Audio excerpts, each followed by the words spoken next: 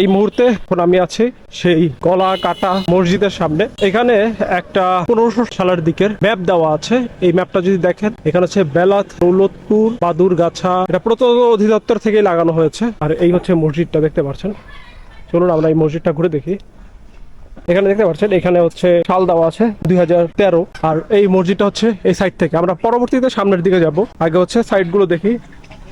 এবং এটা হচ্ছে বলা হয় যখন খান শাহজাহান আলী ছিল তার আমলের এই মসজিদগুলো তৈরি করা। এই যেটা হচ্ছে একদম পেছনের সাইড, দেখতে পাচ্ছেন।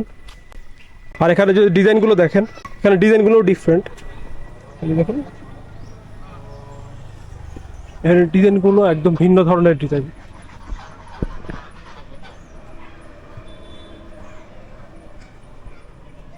এই হচ্ছে মসজিদটার একদম সামনের দিক। এবং বলা হয় এই মসজিদটাতে 6টা গম্বুজ আছে। এটার উচ্চতা হচ্ছে অলমোস্ট 25 ফিট এবং এটা চওড়ায় হচ্ছে 5 ফিট। মসজিদটার ভিতরে গিয়ে একটু ঢুকে ঘুরে দেখি।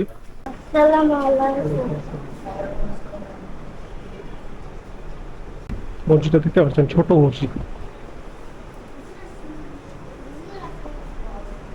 এখানে মেবি বাচ্চাদের কোরআন শিক্ষা দেবে, এই জন্য হচ্ছে বাচ্চারা বসে আছে কোরআন নিয়ে।